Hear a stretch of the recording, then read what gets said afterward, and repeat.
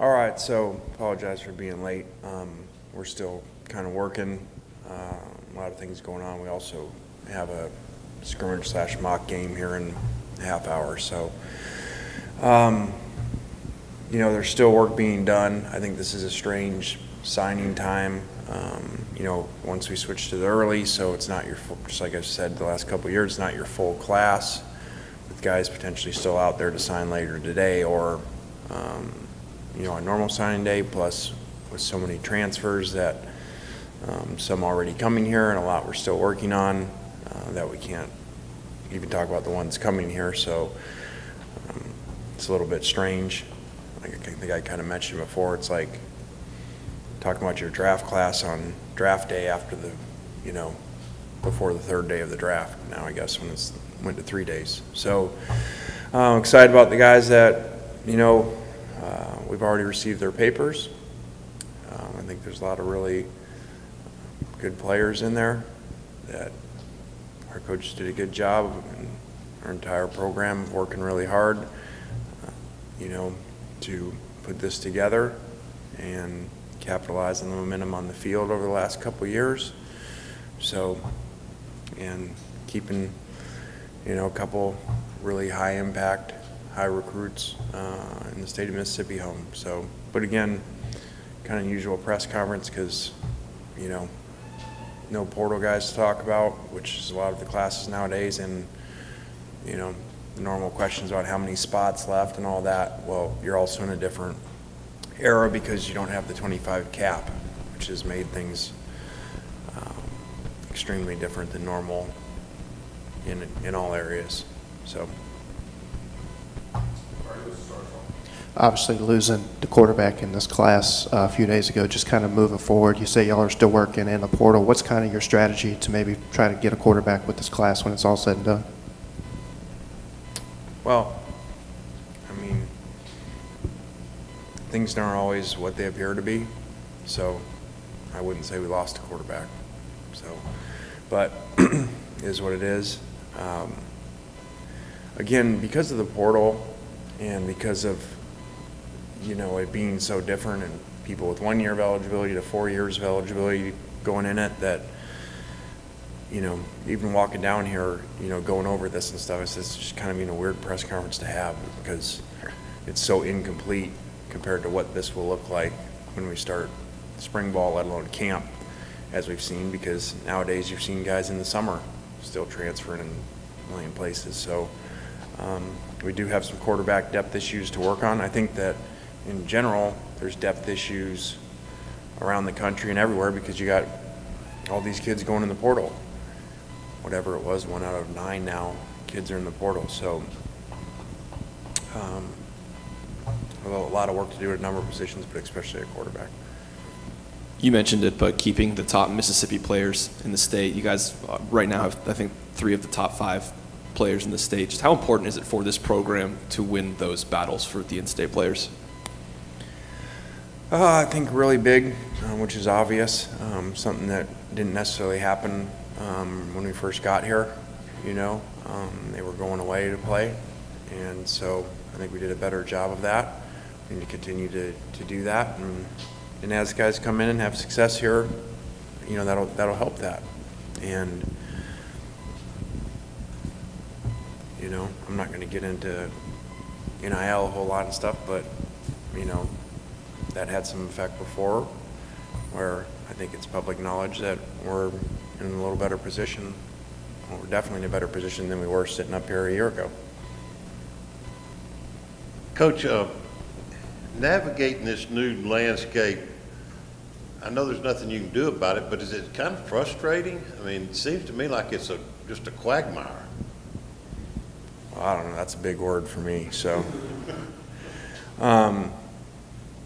yeah, it's very abnormal. I mean, this could have happened anyway because once signing period got moved up, but our players are already warming up for a scrimmage, or a mock game today, a week from the bowl game, as we're doing this on the phone with recruits. But then we also have had players that are going to play in this game missing practice because they're on official visits to other places because they're in the portal.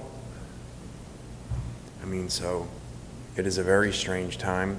And you're going to see more kids going to the portal around the country after their games, which is kind of what it used to be more of. So, yeah, it's going to continue to move all over the place until they figure out a better way to do this. You know, you just got way too big of free agency windows open. And really, which is good for them, you basically have a really good system, a very player-friendly system, you know, in all areas, whether it's NIL and not real contracts that lock players in, or the portal that you can just go in and, you know, come back and go to visits and see what your market value is. So, you know, there's nothing like this in any professional sports, you know. So, usually professional sports, they're always arguing are not player friendly, and the players associations are always working for them. This is a super friendly player system now. Last question from me. In general, what are the positions of need now that you're going to be looking to fill in with the transfer portal? Like you mentioned, and I have, that is like still evolving. You know, there's players that are in the portal that may come back here in our own portal, you know, that are out there that are visiting places. There's going to be some that are maybe going to go in after this game. So there's still a couple guys deciding whether to go to the NFL draft. So I have no clue what those numbers are exactly to ever be able to say this is where we need 2 guys or 3 guys. Coach, after recruiting Perkins and watching him rush for almost 400 yards in the state championship game, what kind of just stands out about his athleticism, and you know, what have you kind of learned about him just as an athlete and just as, you know, just a student throughout this whole process? Yeah, that's one of the most impressive games I've ever seen on film or in person. To do what he did on offense, defense, 2-point plays, everything.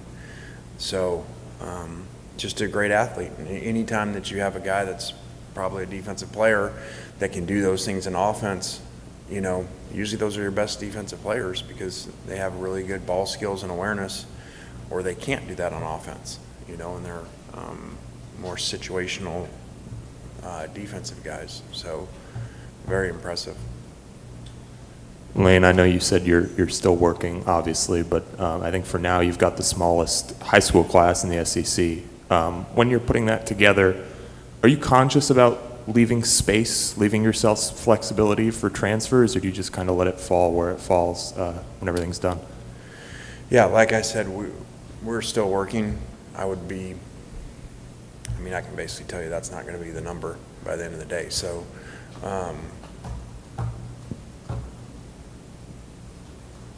but again, there's no 25 rule, so, you know, that thing before about how many spaces are left, that's not really, you know, there's not math to do that.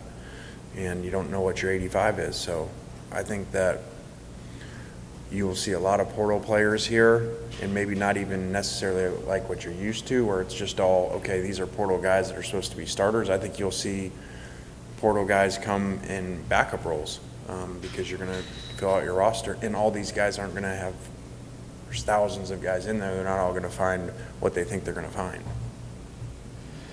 Coach, with Bryson Sanders, you know, his grandfather being a player here and all that, just throughout his recruiting process, did you kind of learn anything just new about Ole Miss, just him being, you know, a grandson of someone like that? And you mentioned him on social media kind of being a leader kind of with this class. If you want to elaborate.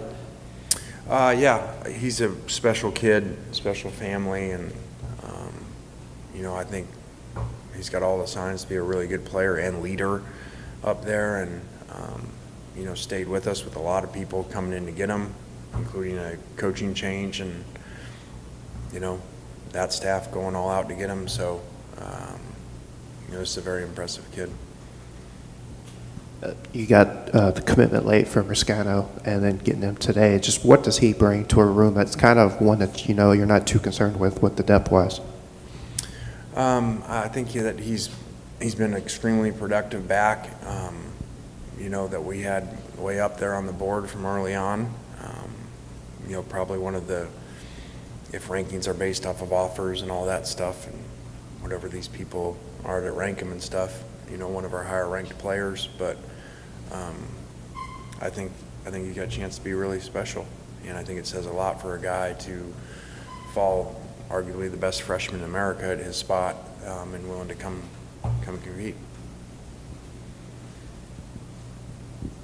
Having a lot of experience coaching receivers, when you look at a guy like Aiden Williams and kind of what he brings to the table, just what stands out about him?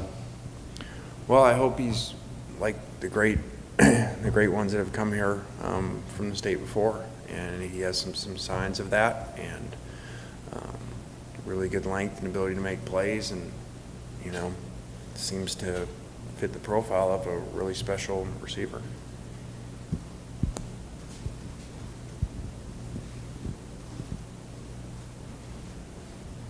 Has Zach Evans given you any indication what he's going to do next year? Is that why you tried to get Ruscano as well? He has not. He is still figuring that out. We have talked, and he's still weighing his options.